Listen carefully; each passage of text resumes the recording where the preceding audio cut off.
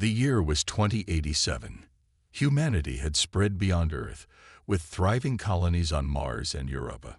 People looked to the stars with hope instead of wonder. Space was no longer the final frontier. It was home. Commander Alan Murphy sat in the command chair of the U.S. Vanguard. His patrol route took him through the outer rings of Saturn. The ship hummed softly around him. Murphy ran his hand through his graying hair and checked the sensor readings for the fourth time that hour. "Standard sweep complete, Commander." "Nothing unusual," said Officer Wendy Clark from her station. Murphy nodded. These outer system patrols were usually quiet. Too quiet for his taste. After 15 years in the United Earth Space Navy, he still preferred action to routine. "Sir, energy spike at coordinate point Lambda 3, called out Sensor Officer Joe Bennett. His voice cracked with surprise.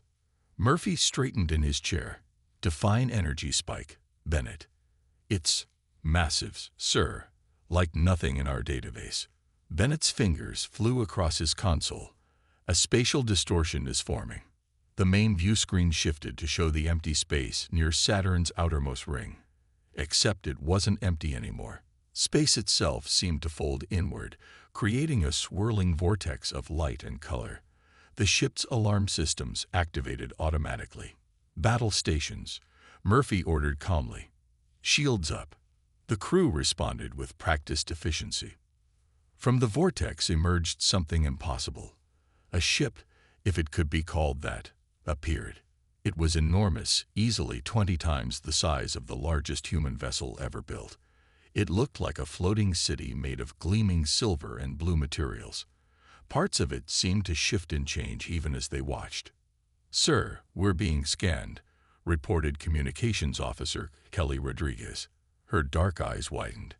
They're hailing us." In English. Murphy took a deep breath. On screen.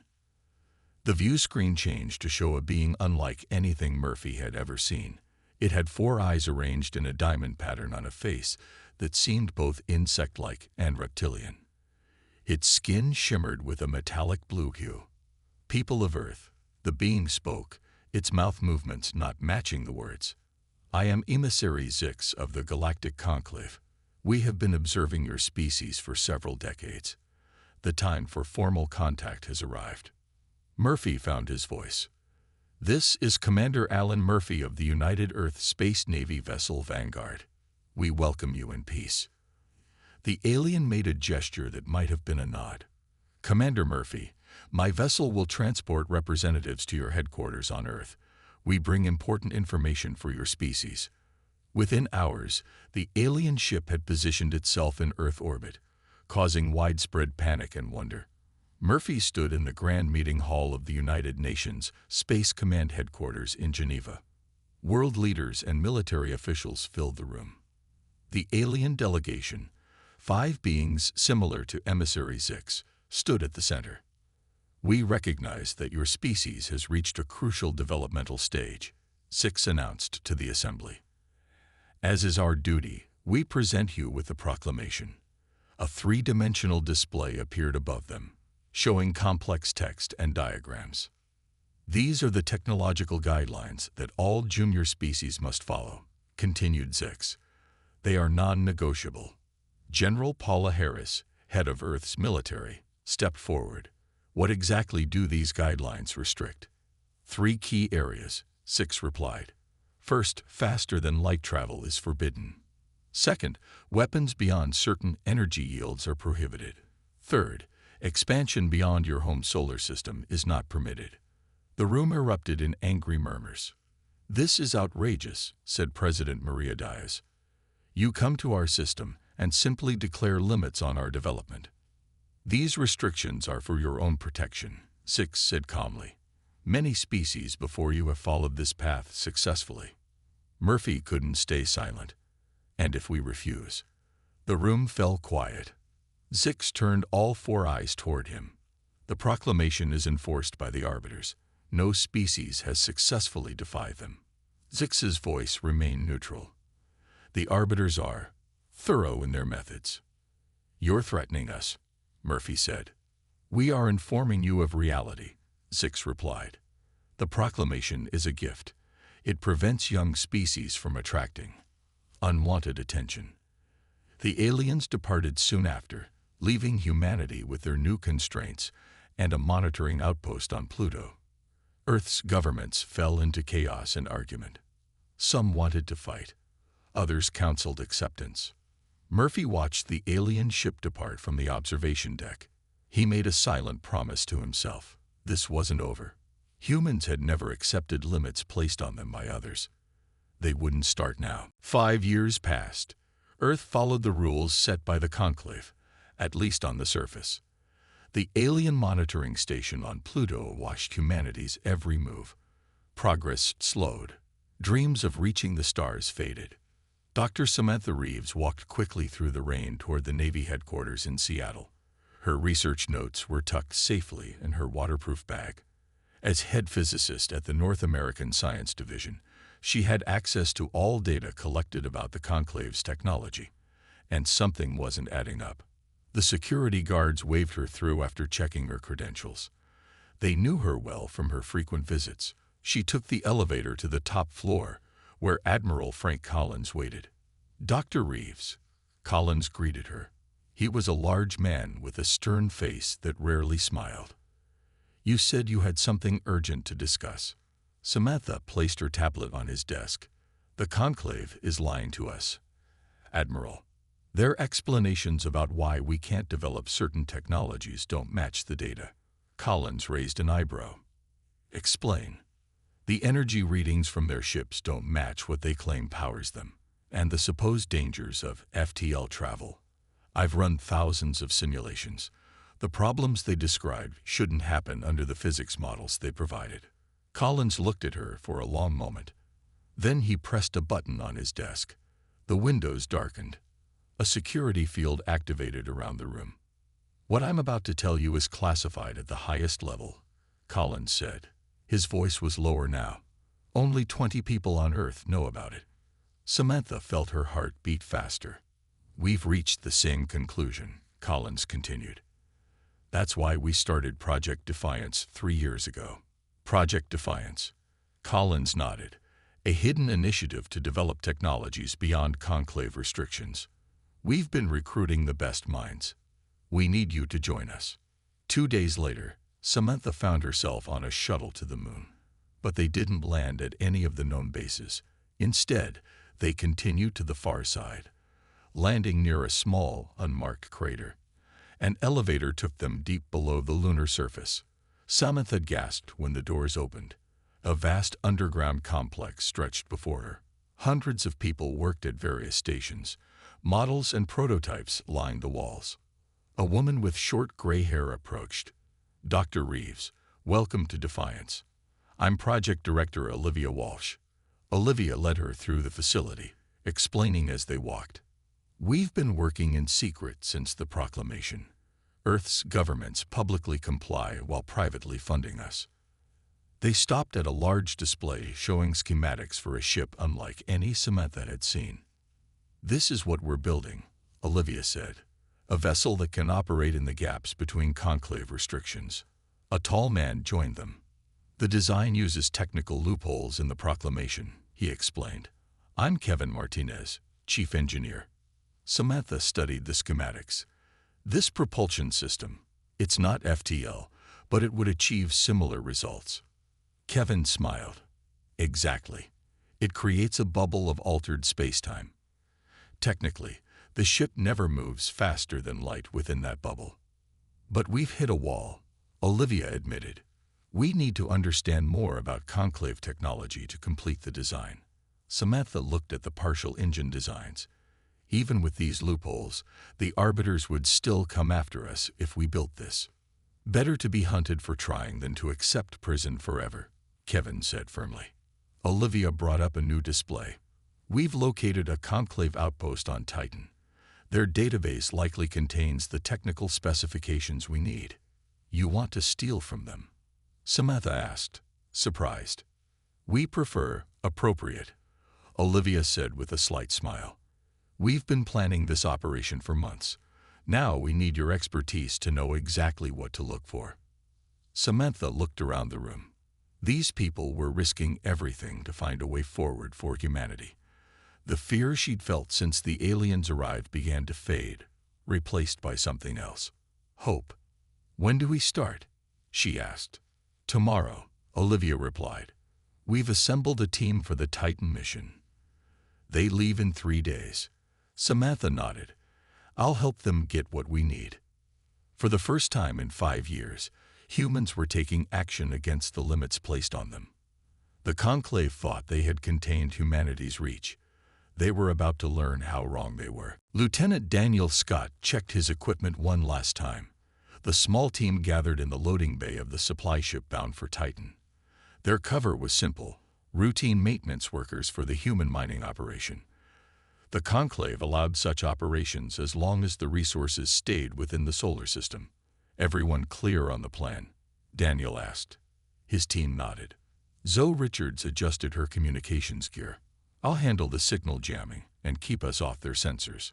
Greg Howard patted his tool bag. "I can get us into their systems. The interface adapter Dr. Reeves designed should work."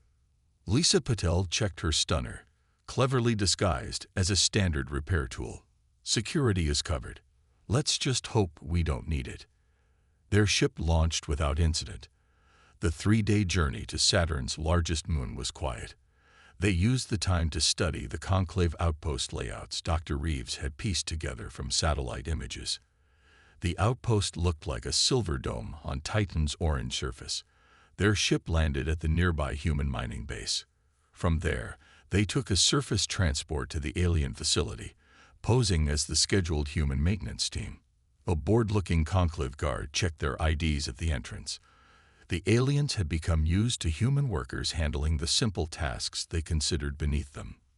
"Regular maintenance," Daniel explained. "Air filtration systems." The guard waved them through. Inside, the alien technology surrounded them. Glowing panels and strange materials lined the walls.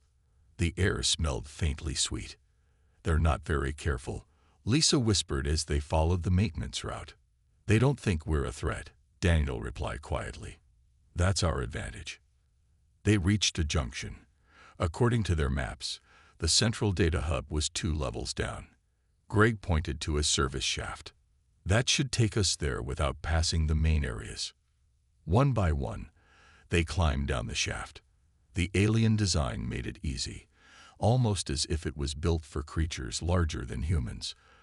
They emerged in a dimly lit corridor. Zoe activated her jammer. "We've got 20 minutes before their systems notice the loop." They hurried to the data hub. The room was empty of aliens but full of equipment. Strange crystal-like structures pulsed with light. Greg immediately went to work, connecting Dr. Reeves' adapter to the main console. "These aren't just computers," he muttered as he worked. "It's like the data is stored in some kind of crystal matrix." The adapter lit up, beginning the data transfer. Daniel checked his watch. 12 minutes left. "Hurry," he urged. Suddenly, Lisa's hand went to her earpiece. Movement in the corridor. Someone's coming. Daniel made a quick decision. "Lisa, create a diversion. Zoe, keep working with Greg. I'll check the next room for another exit." Lisa nodded and slipped out. Moments later, alarms sounded from the other end of the facility. Daniel pushed through a door into what appeared to be a secondary control room. More crystal structures lined the walls. One display caught his attention. It showed a massive ship, larger than anything he'd seen before. The label translated roughly to the Unstoppable. Quickly, he connected his own data device. The information flowed in: specifications, mission logs, deployment records. This wasn't just any Conclave vessel.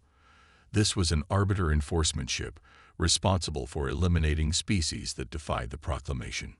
His device beeped, indicating the download was complete. He rushed back to the others. "Got it," Greg announced. "Download complete." "Time to go," Daniel said. "Lisa's diversion won't hold them long." They retraced their steps to the service shaft. As they climbed, Daniel heard alien voices below, growing closer. They reached the upper level just as the alarm changed tone. "They know," Zoe said. The team broke into a run, heading for the exit. They passed confused alien workers. At the entrance, their conclave guard was gone, likely responding to Lisa's diversion. They made it to their transport and sped back to the mining base. Within hours, they were on their ship, breaking away from Titan. Daniel looked at the data they'd stolen. This changes everything. The Arbiters aren't just enforcers. They're planet killers. The ship accelerated toward home, carrying both hope and terrible warning. The hidden asteroid shipyard buzzed with activity. Hidden deep in the belt between Mars and Jupiter, the massive rock had been hollowed out over 3 years. Inside, the framework of humanity's secret hope took shape. Dr. Samantha Reeves studied the alien data from the Titan mission. The information about the Arbiter vessel called the Unstoppable worried her deeply. Its weapons systems could destroy an entire planet. Its defenses were beyond anything humans had ever built. "We need to work faster," she told Kevin Martinez as they walked along a catwalk overlooking the construction. The ship below them was smaller than conclave vessels, but elegant in its design. Unlike the bulky human ships or the organic-looking alien craft, this vessel had clean lines and a streamlined shape. Its hull was dark gray, designed to absorb rather than reflect scanner beams. "We're pushing the teams as hard as we can," Kevin replied, wiping sweat from his forehead. "The hybrid drive is the challenge. We've never built anything like it." The hybrid drive was Samantha's creation. It used principles from both human and conclave technology, existing in a loophole of the proclamation rules. It didn't technically break any restrictions, but it achieved what the restrictions were meant to prevent. Olivia Walsh joined them at the railing. "The conclave is increasing patrols in the system. They suspect something. How much longer until we're ready?" Samantha asked. 3 months for basic systems," Kevin said. 6 for full capability." Olivia shook her head. "We might not have 6 months. The Titan break-in has them looking harder." Below them, workers attached hull plates to the frame. The name Defiance had been stenciled on the forward section. It wasn't just a project code name anymore. It was their ship. The next 3 months passed in a blur of work and worry. Samantha barely slept, dividing her time between the propulsion lab and the ship itself. The hybrid drive took shape, a marvel of engineering that bent the rules of physics without breaking them. Daniel Scott joined the project as tactical officer, bringing his first-hand knowledge of conclave systems. His team's data proved invaluable as they developed the weapons and defense systems. Then disaster struck. A section of the power grid failed during a critical test. Investigation revealed sabotage. "Someone cut these connections deliberately," Kevin said, showing Olivia the damaged components. Security found the saboteur trying to send a message to the conclave. He was a technician who believed humanity should accept its place in the galaxy. The message was stopped before it could be sent, but the incident forced them to increase security and delayed the project by weeks. As they neared completion, Samantha had a breakthrough. Her team had been struggling with the final calibration of the hybrid drive. The solution came to her in the middle of the night, a way to fold space slightly without creating the ripples that would alert conclave sensors. "It's not faster than light travel," she explained to the project leaders. "It's more like taking a shortcut through wrinkled space." 3 years after the project began, the Defiance was complete. The crew had been selected and trained in secret.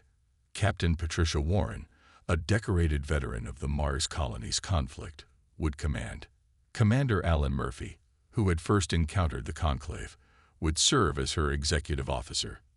The ship contained the best of human innovation. Its weapons were powerful but disguised as mining equipment. Its sensors could detect objects light years away. The hybrid drive would allow it to travel beyond the solar system without technically violating the proclamation. On the night before the planned launch, alarm sirens blared throughout the asteroid base. Olivia rushed to the command center. "What's happening?" she demanded. The sensor officer looked up with fear in his eyes. An arbiter vessel just entered the system. It's the Unstoppable. They're heading for Earth, but their trajectory will bring them near the asteroid belt. Olivia made an immediate decision. Alert Captain Warren. We launch now. The Defiance would face its trial by fire sooner than anyone had expected. The crew of the Defiance rushed to their stations. Alarms echoed through the asteroid base as the massive hangar doors began to open.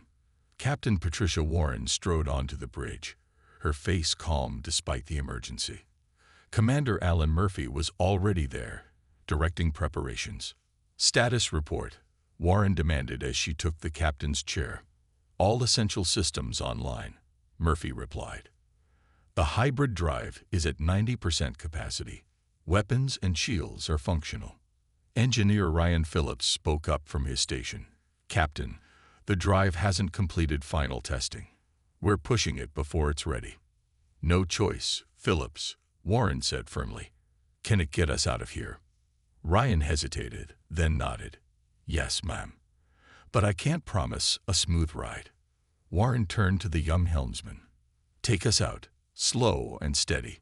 No sudden movements until we're clear of the asteroid. The Defiance hummed to life. Its engines glowed with soft blue light as it lifted from the docking clamps.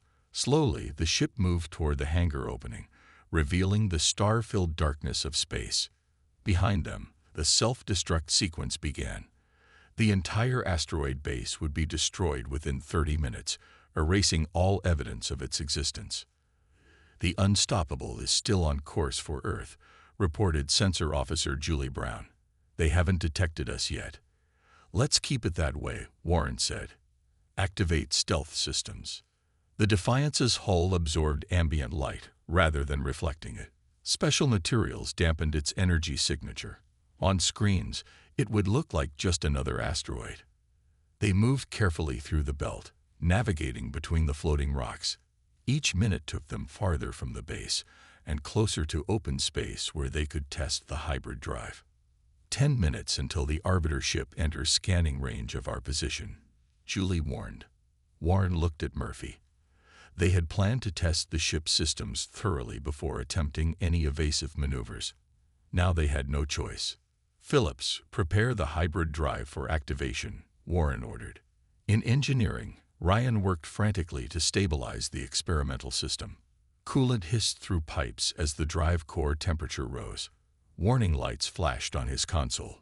The containment field is fluctuating, he told his team. Reroute power from secondary systems. On the bridge, Julie suddenly straightened in her chair. Captain, the Unstoppable has changed course. They're heading directly for the asteroid belt. They've detected something, Murphy said grimly. Time to scanning range, Warren asked. 3 minutes, Julie replied. Warren made her decision. We can't outrun them on conventional drives. Phillips, is the hybrid drive ready? Ryan's voice came through the speaker. Not recommended, Captain. The system is unstable. That wasn't my question, engineer. A pause. Yes, Captain. It's functional, but I can't guarantee where we'll end up. Understood. Helm, set course away from Earth. We need to draw them away from our home. The helmsman entered the coordinates. The Defiance turned smoothly, its engines brightening. The Unstoppable is accelerating, Julie reported. They're definitely tracking us now. All hands, secure for drive activation, Warren announced shipwide. This might get rough. Ryan's voice was tense over the comm. Drive ready, Captain. On your mark. Warren took a deep breath. This was the moment humanity had been working toward for 3 years. Activate. The hybrid drive engage. Around the ship, space itself seemed to wrinkle like fabric. Stars blurred. A sensation of incredible pressure pushed everyone into their seats. Warning alarms blared throughout the ship. Hull integrity holding, Murphy reported through clenched teeth. For 30 seconds, reality twisted around them. Then suddenly, it stopped. The view screen showed unfamiliar stars. Where are we? Warren asked quietly. Julie checked her readings in disbelief. Captain, we're in the Tau Ceti system. We've traveled nearly 12 light years in less than a minute. A cheer erupted on the bridge. The hybrid drive had worked. Humanity had broken free of its solar system prison. Warren allowed herself a small smile before bringing the crew back to focus. The Arbiters will follow. We've just become their primary target. The Defiance had succeeded in its first mission, but the true test was still to come. The Defiance drifted silently in orbit around the fourth planet of the Ta-Ceti system. The bridge crew stared in wonder at the view screen. Another world, circling another star. No human had ever seen this view before. "Status report," Captain Warren requested, breaking the awed silence. "Hull integrity at 94%, Murphy reported. "Minor damage to sections 3 and 7 from the space folding. Engineering is making repairs now." Dr. Samantha Reeves studied the sensor readings. "The drive needs at least 12 hours to cool down before another jump." Warren nodded. "Begin passive scans of the system. Let's see what's out here." Julie's voice rose with excitement. "Captain, I'm detecting artificial structures on the second planet. It's a civilization." Everyone froze. First contact with another species, not the Conclave, but something else entirely. "Full scan," Warren ordered. "Are they advanced? Do they have space travel?" Julie worked her console. "Yes to both, Captain. I'm detecting ships in orbit around their world. Smaller than ours.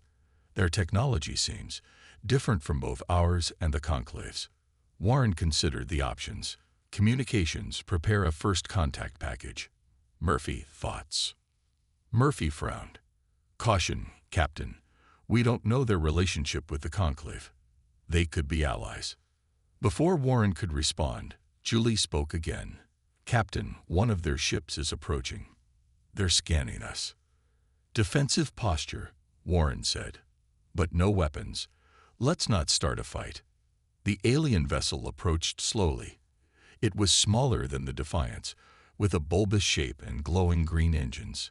It halted at a respectful distance. "They're hailing us," Communications Officer Ben Lewis reported. "Audio only, unknown language."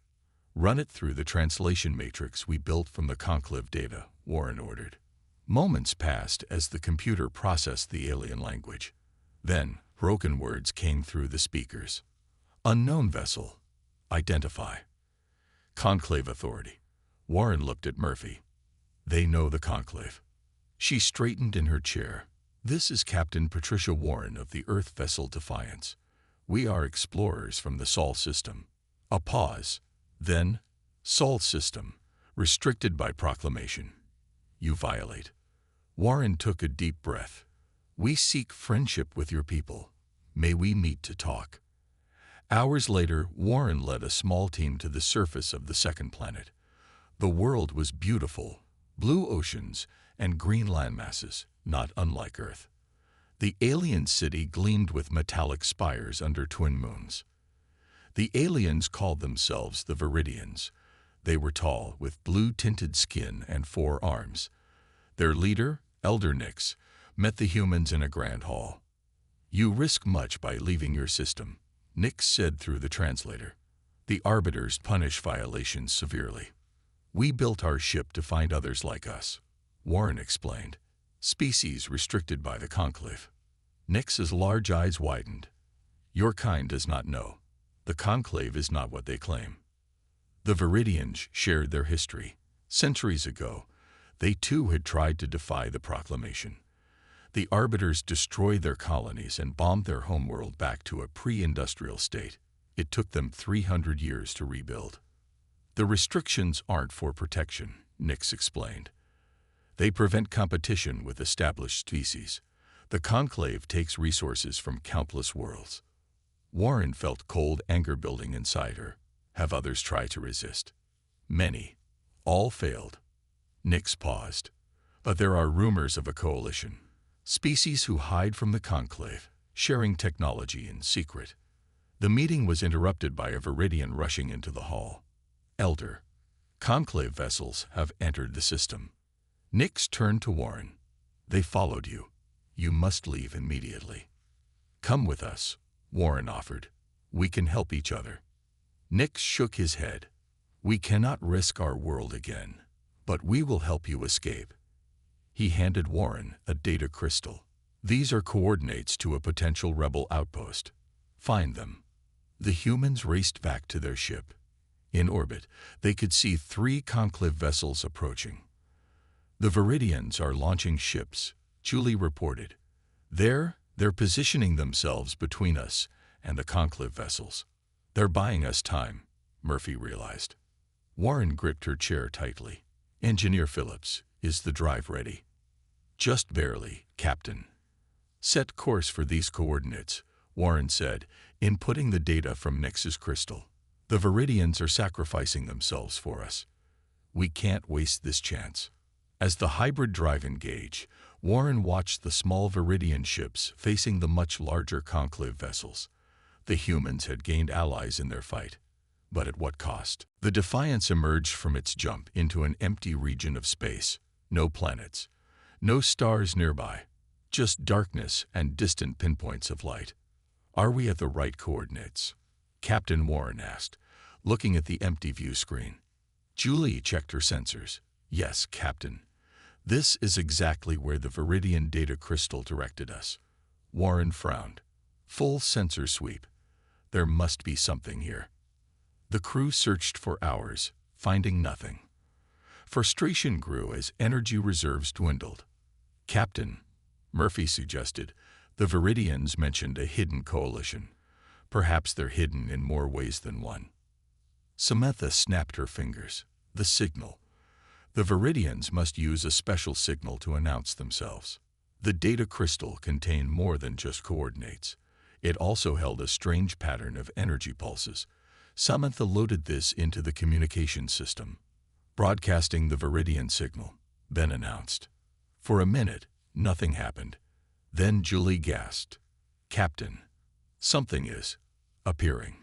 On the view screen, a massive asteroid shimmered into view. What looked like a solid rock was actually a hollowed-out base with hidden docking bays. The perfect camouflage. A voice came over the comm system. Vessel approaching with Viridian signal. Identify yourselves. This is Captain Patricia Warren of the Earth vessel Defiance. We were directed here by Elder Nix of the Viridians. A pause. Earth vessel? Humans have never left their system before. Warren smiled slightly. That changed recently. After tense negotiations, the Defiance was permitted to dock inside the asteroid. Armed guards of various species escorted Warren, Murphy, Samantha, and Daniel through metal corridors to a large chamber. 5 alien beings waited there, each from a different species. Some had multiple limbs. Others had strange skin colors. All looked at the humans with a mixture of curiosity and suspicion. One stepped forward. Tall and gray-skinned with 6 fingers on each hand, he introduced himself. I am Krell, leader of the Coalition of Free Species. How did you break free of the conclave restrictions? Warren introduced her crew, then explained how they built the Defiance by finding loopholes in the proclamation. Most impressive, said Krell. Few species have found such creative solutions. Krell then told their story. Each of the 5 represented a species that had suffered under arbiter punishment. Some lost colonies. Others had their homeworlds bombed. All had survivors who escaped to form this hidden coalition. For decades, we have gathered knowledge and technology, Krell explained. We prepare for the day when we can challenge the conclave. What do you know about the arbiters? Samantha asked. Their technology seems far beyond even the regular conclave ships. Krell's expression darkened. That is our most valuable discovery. He activated a holographic display showing the internal workings of an arbiter vessel. The arbiters are not living beings. They are ancient AI constructs created by a species long vanished from the galaxy. The humans stared in shock. The unstoppable is the most powerful of these constructs. Krell continued. It has destroyed dozens of civilizations that try to rise too quickly. If they're machines, they can be defeated, Daniel said. We have developed a theoretical weapon, Krell replied. A pulse that could disable their core systems. But we lack the resources to build it. Warren saw an opportunity. We have resources. Earth has minerals and manufacturing capabilities. We also have human innovation. We could combine our knowledge with your resources, Krell considered. Before they could discuss further, alarms sounded throughout the base. A coalition member rushed into the chamber. The Arbiters have attacked Earth. They demand the surrender of the Defiance and its crew, or they will destroy human civilization. Warren felt her blood run cold. How did they find Earth so quickly? The Conclave has placed tracking devices on all their monitored worlds, Krell explained. Once you violated the proclamation, Earth became a target. Murphy turned to Warren. Captain, we have to go back. Warren nodded grimly. How many ships can your coalition provide? Few are combat ready, Krell admitted. But we will send what we can. Warren faced her crew. We're going home. And we're taking the fight to the Arbiters. As they prepared to leave, Samantha approached Krell. Your weapon design. Can I see it? Time was running out for Earth. The Defiance would have to live up to its name.